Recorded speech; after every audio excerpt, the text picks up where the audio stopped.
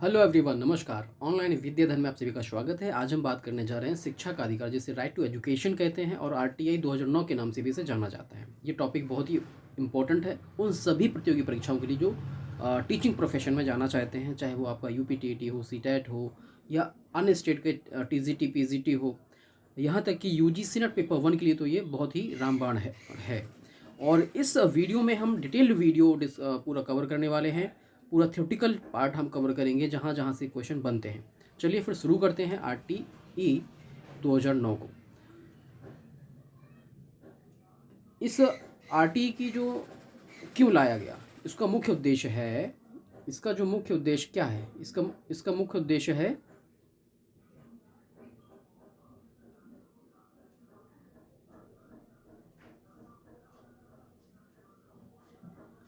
RTE को इसलिए लाया गया कि वर्तमान उस समय की स्थितियां जो थीं वो शिक्षा सभी तक नहीं पहुंच पा रही थी और अशिक्षा को समाप्त करने के लिए निशुल्क और अनिवार्य शिक्षा की संकल्पना को लाया गया।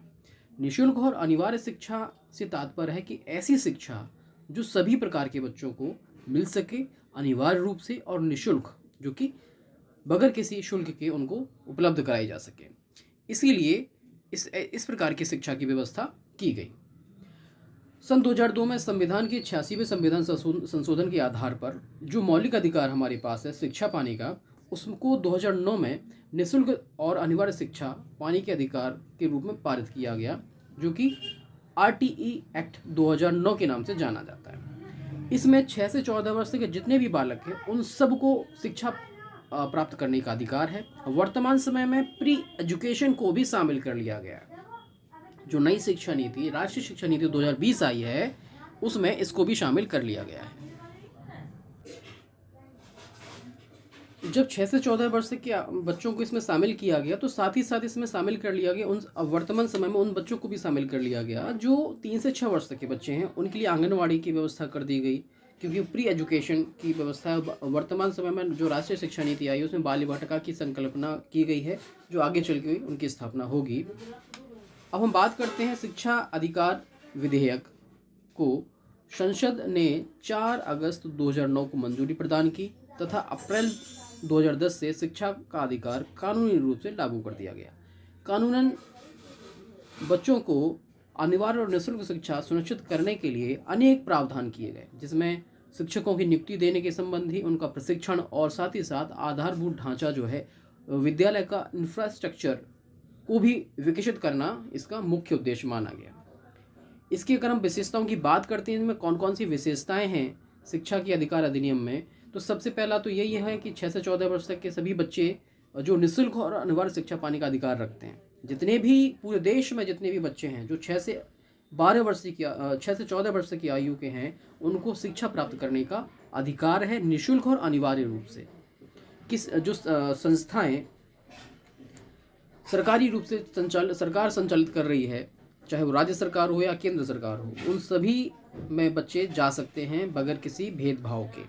और यहाँ तक कि जो प्राइवेट संस्थाएं हैं उनमें भी एक निश्चित अनुपात की रखा गया है कि आने वाले जो उस क्षेत्र में आने वाले जो इकोनॉमिकली वीक बच्चे हैं उनको भी वहाँ पर एडमिशन दिया जाएगा, प्राइवेट संस्थानों में भी।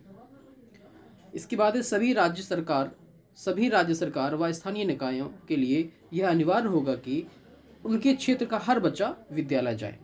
6 से 14 वर्ष की आयु वर्ग के अशिक्षित विद्यालयों में शिक्षा प्राप्त नहीं कर पा रहे बच्चों को चिन्हित करके विद्यालय प्रबंध समिति और स्थानीय निकायों के द्वारा उनको उस विद्यालय में लाया जाएगा, ऐसा उन पर कार्य उनको दिया गया है।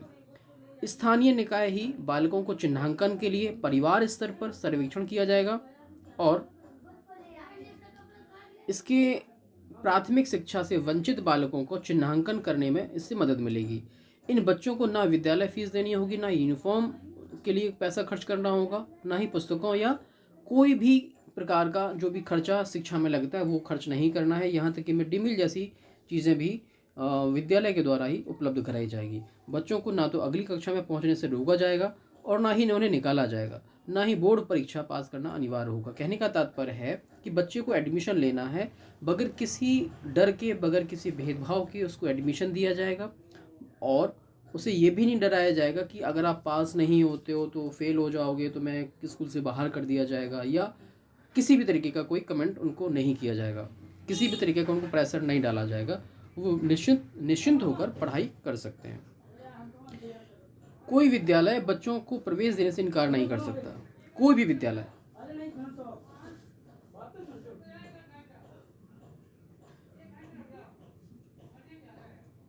सभी निजी विद्यालयों में पहली कक्षा में नामांकन के दौरान कमजोर वर्ग के बच्चों के लिए 25% सीटों का आरक्षण होगा। जो निजी विद्यालय, जैसे कि मैंने अभी बताया था कि एक निश्चित अनुपात फिक्स कर दिया गया, 25% सीटें आरक्षित कर दी जाएंगी उन बच्चों के लिए जो कमज़ोर वर्ग से आते हैं, इकोनॉमिकली वीक हैं, सोशली वीक हैं, उनके पास संसाधन नहीं है वहाँ तक पहुँचने के। तो निजी विद्यालयों में भी ऐसी सीटें आरक्षित होगी उनको पढ़ने के लिए। वर्तमान समय में निःशक्त बालकों के लिए शिक्षा में आरक्षण निश्चित किया गया है। निःशक्त बालकों के लिए समझ रहे हो ना, कि वे बालक जो किसी प्रकार की निर्योग्यता रखते हैं, चाहे वो जो है अस्थि विकलांगता हो या दृष्टि विकलांगता हो या अन्य प्रकार की विकलांगता जो शामिल हैं PW एक्ट में, उन सभी प्रकार के बच्चों के लिए आरक्षण को निश्चित किया गया है। इसके बाद हम बात करते हैं जिन विद्यालयों का इंफ्रास्ट्रक्चर ठीक नहीं है, उन्हें 3 वर्ष के अंदर दुरुस्त करना होगा, वरना मान्यता समाप्त कर दी जाएगी उन विद्यालयों की जो निजी विद्यालय हैं। और सरकारी जो विद्यालय हैं उनके जो आधारभूत ढांचे में जो भी बदलाव करना है, सुधार करना है, वो कार्य जो है केंद्र सरकार का होगा, राज्य सरकार का होगा। इसके बाद हम बात करते हैं जिन विद्यालयों, जैसे कि हम बात कर रहे थे, इनके आधारभूत ढांचे में जो भी सुधार होना है वो विद्यालय स्तर पर उसे ठीक किया जाना चाहिए, अन्यथा की स्थिति में उन विद्यालयों की मान्यता को निरस्त कर दिया जाएगा। इस कानून के लागू करने पर आने वाले खर्च का केंद्र सरकार और राज्य सरकार दोनों लोग मिलकर उसका खर्चा वहन करेंगे। इस आयु वर्ग के किसी भी बच्चे को आयु प्रमाण पत्र के अभाव में प्राथमिक शिक्षा पूर्ण होने तक विद्यालय से निष्कासित नहीं किया जा सकता। जैसे कि वर्तमान समय में बहुत सारे ऐसे केसेस देखने को मिलते हैं कि उसके पास आयु प्रमाण पत्र नहीं होता, उसके पास आधार कार्ड नहीं होता है, तो उसको जो है एडमिशन नहीं दिया जाता। तो इसकी ऐसी स्थिति में भी उसको जो है विद्यालय से निष्कासित नहीं कर सकते हैं। ये एक बहुत बड़ा रूल है RTE का ये बहुत बड़ा एक कह सकते हो रूल है 2009 की, किसी भी बच्चे को हम निष्कासित नहीं कर सकते उसके आयु प्रमाण पत्र के अभाव में। इसके बाद हम बात करते हैं शिक्षा के परिमाणात्मक वृद्धि के साथ साथ बालकों में गुणात्मक शिक्षा प्रदान की जाएगी। इस दिशा में जो प्रयास किए जाएंगे वो इस प्रकार से होंगे। कैसे? योग्यताधारी शिक्षकों की नियुक्ति होगी। योग्यताधारी शिक्षकों की नियुक्ति का मतलब है जो वास्तविक तौर पे वो पात्रता रखते हो, जैसे कि प्राइमरी लेवल के लिए DLED प्लस उसका जो है TET होना ज़रूरी है। साथ ही साथ समय समय पर जो भी परीक्षाएं राज्य सरकार या केंद्र सरकार के द्वारा करवाई जाती हैं वो होना चाहिए। जूनियर लेवल का TET होना चाहिए, उसका B.Ed होना चाहिए, और आवश्यक जो भी एग्ज़ाम करवाए जाते हैं वो उसे क्वालिफाई करना होगा। इसके बाद मेरिट के आधार पर उसको वहाँ सिलेक्शन दे दिया जाएगा। इसके बाद हम बात करते हैं विद्यालय में उपयुक्त आधारभूत सुविधाओं का विकास करना, प्रभावी पाठ्य सामग्री का विकास करना, शिक्षक को सामयिक प्रशिक्षण दिए जाने की व्यवस्था। समय समय पर जो भी शिक्षक के लिए आवश्यक प्रशिक्षण की आवश्यकता है वो उसको उपलब्ध कराना सरकार का दायित्व होगा। विभिन्न शैक्षणिक गतिविधियों के माध्यम से बालक के ज्ञान की क्षमता में वृद्धि करना, उसको प्रतिभावान बनाना, इस पर उसको फोकस करना होगा। शिक्षक द्वारा बालकों को किसी भी प्रकार की शारीरिक मानसिक प्रताड़ना नहीं दी जाएगी। कहने का तात्पर्य, अगर शिक्षक जो बच्चा विद्यालय में गया उसको प्रताड़ित करता है मानसिक रूप से या शारीरिक रूप से, तो ये भी एक कह सकते हो कि अपराध की श्रेणी में आएगा। इसीलिए जब से ये नियम बना तो शिक्षकों ने बच्चों के ऊपर हाथ उठाना बंद कर दिया। अधिनियम के अंतर्गत निजी ट्यूशन को निषेध माना गया।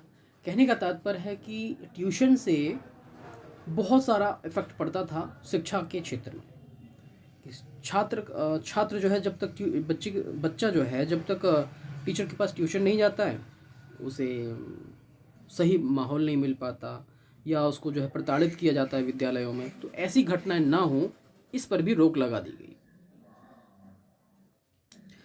अधिनियम की चुनौतियां कौन कौन सी हैं, इन पर बात कर लेते हैं। केंद्र सरकार ने शिक्षा के क्षेत्र में कानून का पालन करने के लिए एक शैक्षिक ढांचे का निर्माण किया। इस शैक्षिक ढांचे के आधार पर ही प्रत्येक राज्य और संघ क्षेत्रों के दिशा निर्देश तैयार किए जाएंगे, और इसमें इसी वजह से इसको लागू होने में भी समस्याएं आती हैं।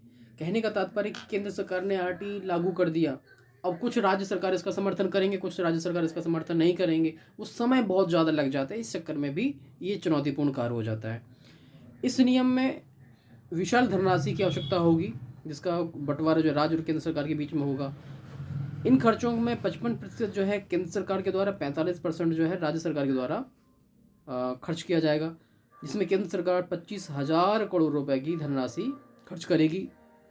अगले 5 वर्षों में 1.71 हजार करोड़ रुपए खर्च का अनुमान लगाया गया। निजी विद्यालयों में 25% सीटें पिछड़े वर्ग के बच्चों के लिए आरक्षित किए जाने का प्रावधान है। राज्य सरकारें सरकारी विद्यालयों से तुलना कर इन बच्चों को खर्च देगी, परंतु इसमें भी विवाद है, क्योंकि कुछ विद्यालयों का कहना है कि वे ज़्यादा सुविधाएं देते हैं और उनसे इसीलिए वो ज़्यादा पैसा भी उनसे लेते हैं फीस के रूप में। शिक्षा के अधिकार के लिए प्रत्येक देश भर में प्राथमिक शिक्षा को मजबूत एक आधारभूत ढांचे की आवश्यकता है, इंफ्रास्ट्रक्चर की आवश्यकता है। जब तक ये नहीं होगा तब तक हम इस उद्देश्य को पूरा नहीं कर पाएंगे। कानून में बच्चों को अपने घर से 3 किलोमीटर के दायरे में विद्यालय देने का प्रावधान है। यदि विद्यालय से दूर होगा तो बच्चों को लाने व ले जाने की जो व्यवस्था है वो राज्य सरकार के द्वारा निःशुल्क की जाएगी, ऐसा आरटी के नियम में है। नए विद्यालय खोलने से पहले राज्य सरकार को स्थानीय निकायों की सहायता से पता करना होगा कि 6 से 14 वर्ष तक के जो बच्चे हैं वो ऐसे कितने हैं जो शिक्षा ग्रहण नहीं कर रहे हैं। उनकी एक सूची तैयार करना होगा, यह पता लगाना होगा वे किस वर्ग के हैं। यदि वे पिछड़ी जाति के हों तो उन्हें एक अलग सूची तैयार करना होगा। इसीलिए इसको ऐसी कुछ समस्याओं की वजह से इसको लागू करने में थोड़ी सी विकट परिस्थितियाँ महसूस हुई और लोगों को कह सकते हो सरकार को इसका सामना करना पड़ा। शिक्षा के अधिकार को लागू करने के लिए बड़े स्तर पर प्राइमरी शिक्षकों की भर्ती होगी। अभी देश में प्रशिक्षित शिक्षकों की कमी को पूरा करने के लिए राज्य सरकारें भर्ती प्रक्रिया को चरणबद्ध रूप से चला रही हैं, चाहे वो किसी भी राज्य की हो, चाहे यूपी हो, एमपी हो, बिहार हो, झारखंड हो, पंजाब हो, हरियाणा हो, राजस्थान हो, अगर नीचे की तरफ जाएं तो मुंबई हो। सभी राज्य सरकारें अपने स्तर पर प्राथमिक शिक्षा के सुधार के लिए प्रयास कर रही हैं। इसी के साथ ही हम आपको बताना चाहते हैं कि ऑनलाइन विद्याधन के ऐप पर ऑल टाइप टीचिंग एग्जाम का सॉल्यूशन है। अगर आपने हमारे ऑनलाइन विद्याधन ऐप को अगर अभी तक जो डाउनलोड नहीं किया है तो डाउनलोड कर लीजिए, जिसमें आपको UGC NET paper 1 paper 2 education, assistant professor education BEd के लिए, यूपी पीजीटी एजुकेशन के लिए वर्तमान समय में कंटेंट अवेलेबल है। इसके साथ ही हम अपने यूट्यूब चैनल पर B education, MA education, all type TETs के लिए, सीटेट के लिए और जो DSSB का पेडागोजी पोर्शन है उन सब के पोर्शन को कवर करने वाले हैं। तो सबसे पहले चाहिए ऑनलाइन विद्याधन ऐप को डाउनलोड करें गूगल प्ले स्टोर पर जाके। अगर आपकी कोई क्वेरी है तो क्वेरी के लिए आप मुझे व्हाट्सएप कर सकते हैं, कॉल कर सकते हैं हमारे दिए गए नंबर पर 7905411550 पर। आशा है कि आज का ये वीडियो आप लोगों के लिए इम्पोर्टेंट साबित होगा। मिलते हैं नए वीडियो में, तब तक के लिए नमस्कार।